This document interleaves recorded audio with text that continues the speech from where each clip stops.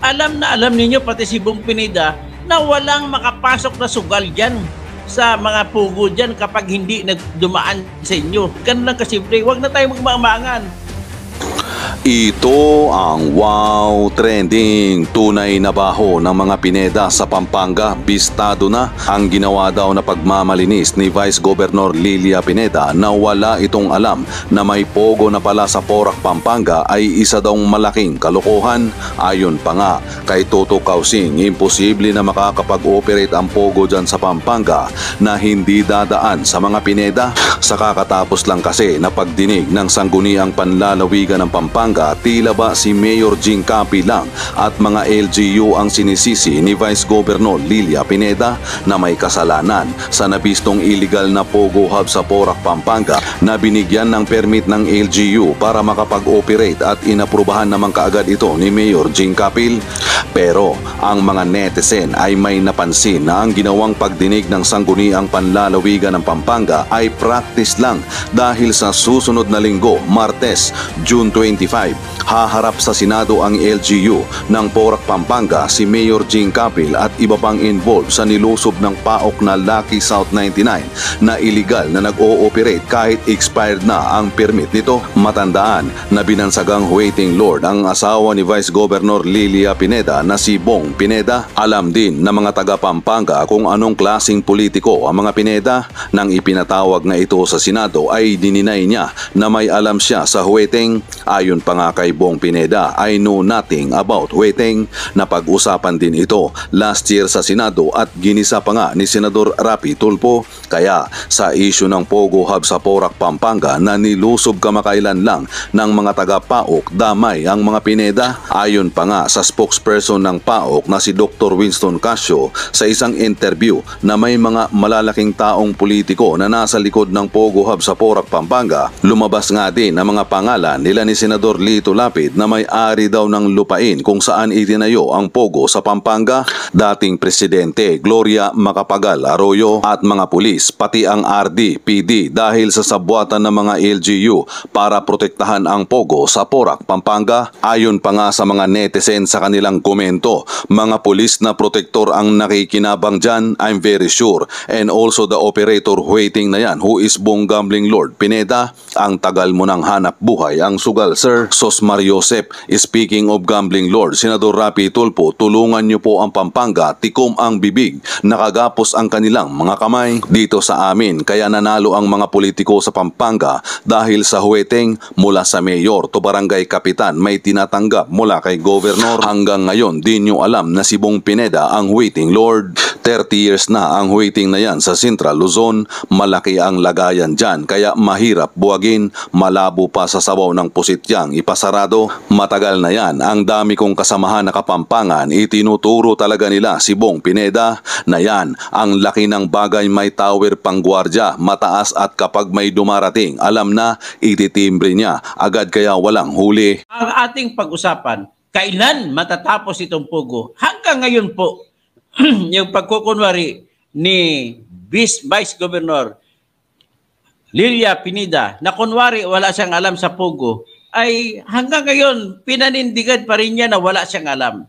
At nag-utos pa siya na dapat daw ay i-inspeksyonan ng lahat ng bahay diyan sa Bamban, sa Porac, diyan sa katabi ng Porac, sa Bacolor, no? At saka isa pa, Mexico ata. Anyway, gusto niyang pasukin. Hindi mo ba alam, Gobernadora? Bawal yan kapag wala kang search warrant. Kaya ayusin mo man ang pagsabi sa pagkwento-kwento mo kasi nahalata ka na naghugas kamay. At alam naman ng buong bayan na alam ninyo na mga Pineda ni Governor Dennis Pineda na anak mo at ikaw na Vice Governor, alam na alam ninyo pati si Bong Pineda na walang makapasok na sugal dyan sa mga pugo dyan kapag hindi nagdumaan sa inyo. Ganun lang kasimple. Huwag na tayo magmamangan. Once and for all, be forthcoming in your actions at magiging strict na tayo. Mula ngayon, kayo pa rin ang gobernador, kayong vice-gobernador, maging strict na tayo. Tigilan niyo yung mga pasabong niyo, isabong. Tigilan niyo ng mga huiting na yan. Total, nakalamang na kayo. At ang mga iba pang mga tinatawag na yarian sa bayan natin, mga abuso gaya ng abuso ni Daniel Fernando diyan sa Bulacan, nang aagaw ng lupa, ginagamit pa ang PNP SWAT para sa pang-agaw ng lupa. Kawawa naman ng mga inagawa ng lupa.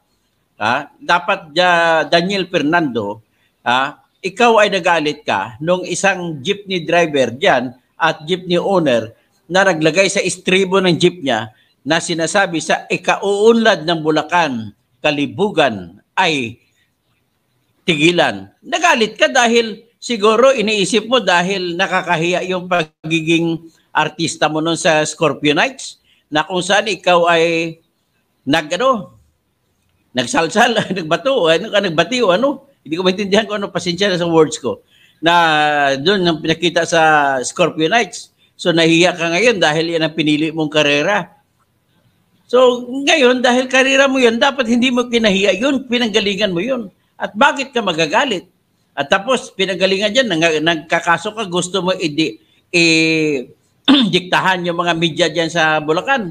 Kaya kawawa naman to, kinasuhan mo pa. Biro mo, nagpadala ka ng cease and desist order sa isang editor ng Metro Bulacan News na sabihin, tigil na paglabas ng balita tungkol sa provincial government. Saan ka makakita ng opisyal na gano'n? Papalabas ng opisyal, cease and desist order. Kabubo naman ng abogado mo si Atty. Manalo. Ba't gumawa kayo nun? Ay nako, Daniel Fernando, tigilan mo na yung kahugagan mo yan. At sa tingin ko sa sunod na eleksyon, matatalo ka na. Ngayon, ganon din sa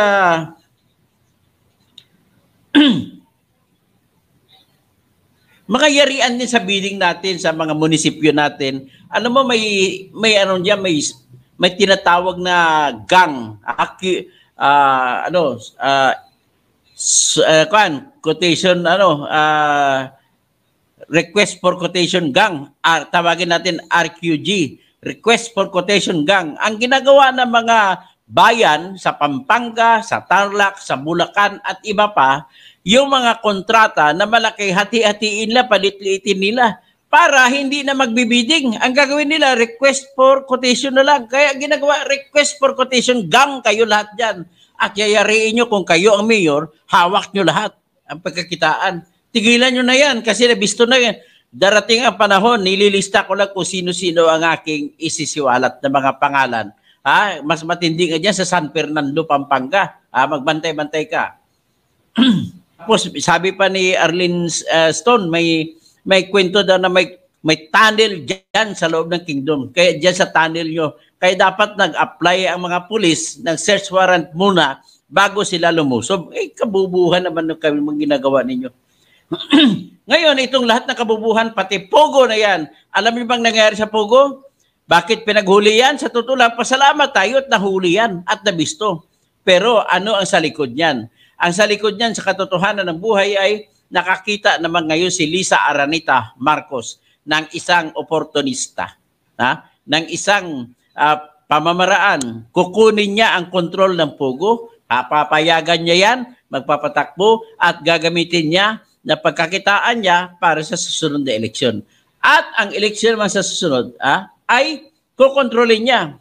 So paano niya kukontrolin? Sa pamamagitan ni George Erwin Garcia. So ngayon, si George Erwin Garcia ay talagang control na control ni Lisa Araneta Marcos.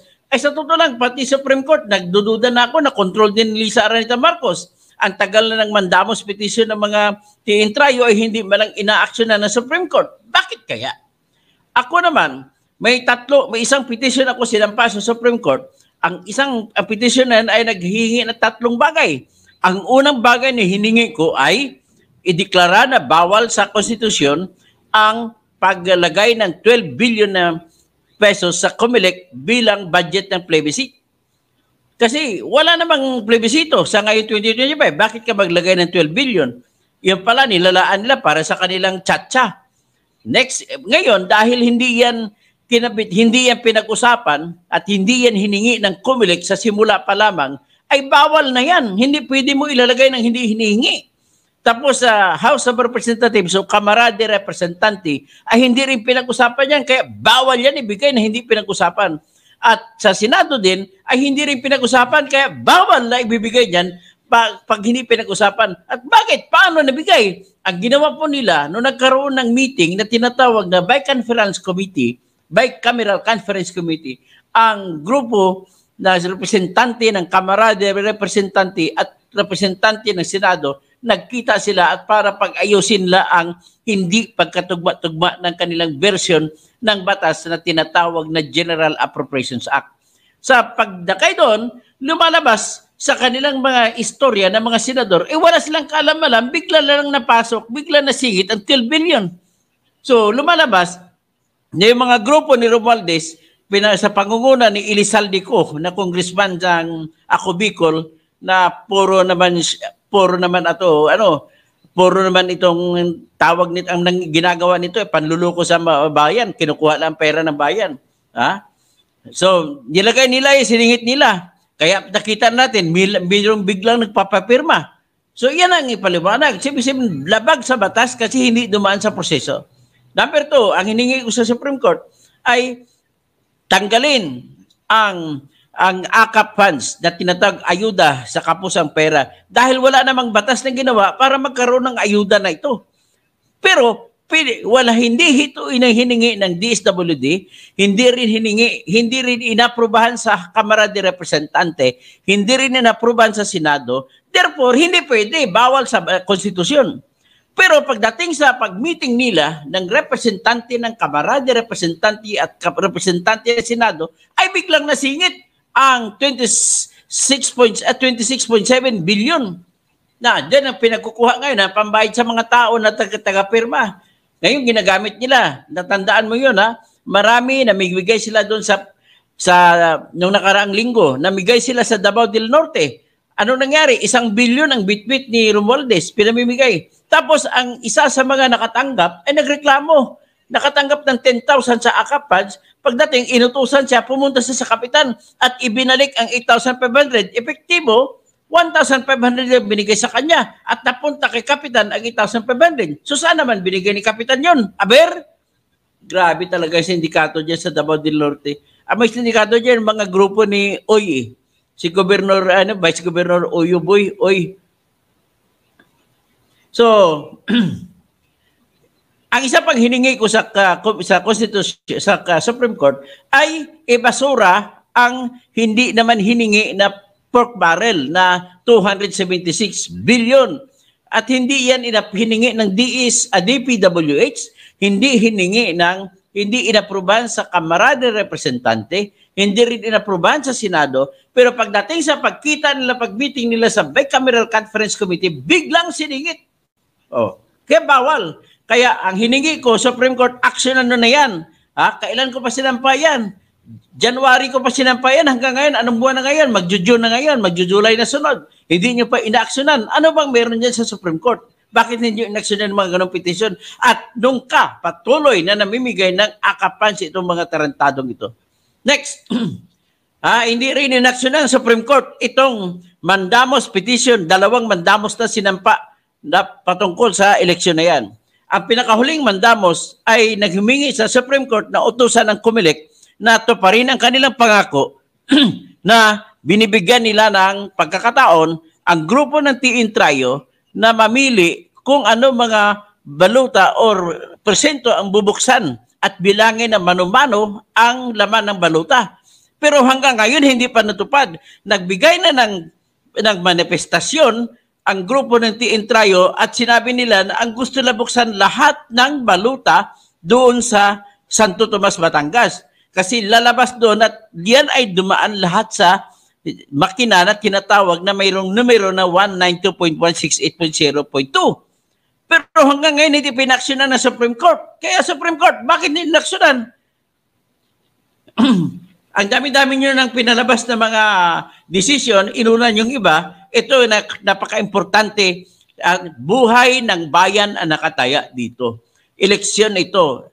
Ang lahat ng bansa ay nagsisimula sa eleksyon, maliban lamang sa bansa na may hari-hari o royal kingdom kagaya ng Saudi Arabia. Pero ang lahat ng bansa na nagsimula, kahit sa may kingdom, sa United Kingdom, may kingdom, may king, pero nag-election sila para kung sino ang kanilang tinatawag na prime minister. At ang sistema ng eleksyon na party list, lahat party list sila, kaya dapat party list na rin lang tayo lahat dito eh. At sa mga party na nanalo, sila mamimili kung sino prime minister. So dahil dito, mga kababayan ko, tulungan nyo ako at demand natin isigaw sa buong mundo na dapat aksyonan na ito, parusahan na ang mga nandadaya sa nakaraang halalan. Ganito hayag na po ang paghaharang sa mga kaso na maaring magbukas ng mga baluta noong 2022. Nilalaro tayo ni George Erwin Garcia na siyang chairman ng COMELEC. Dapat, ang kunwari, ang ginawa niya, naglabas siya kunwari ng transmission logs sa pamamagitan ng pag-post o pag-upload sa website ng COMELEC ng tinatawag na transmission logs. Na kuno, yun ang records nung panahon ng election ng May 9, 2022. Pero pag titingnan mo, pag binuksan mo ang transmission logs na nilagay ng COMELEC, ay makikita mo ang datos o ang impormasyon na nakita mo na kung anong oras at kailan at ilang boto ang natanggap na resulta ng transparency server o ng COMELEC. Mga computer ng COMELEC kasi, transparency server, yan po ang mga computer na binubuksan ng PPCRB at mga media para mag-report sa tao panahon ng eleksyon. At ang isa pang computer nila ay yung tungkol yung pinabatala yung nandoon sa Municipal Board of Canvassers at saka City Board of Canvassers. Pinapadala dyan para malaman kung sino nanalo na mayor, vice mayor, at sino nanalo mga konsyal. At sa ibang mga kandidato patungkol sa ibang mga pwesto ay iniipon lamang ang boto at dapat ipasa sa kasunod na canvassers, which is Provincial Board of Canvassers. Okay, ang mga city naman, kung talagang independent city, ay direkta na yan papunta sa national. So ang hindi naman independent, dadaan muna sa Provincial Board of Canvassers bago ipadala sa national. So ngayon, kung gano'n ang sistema, dapat susundin natin ang batas at gano'n naman sinasabi sa batas. Ngayon, ang ginagawa nila, paano nila may paliwanag na nakita namin na isang makina lamang ang pinanggalingan ng lahat ng resulta na pinadala ninyo na in-upload nyo sa transmission logs ninyo? Mga COMELEC? Nakalagay doon po na sa raw files na in-upload, mabuti na lang mayroong mga whistleblower dyan sa loob ng COMELEC, in-upload nila ang raw files at nakita sa raw files na 99% ng mga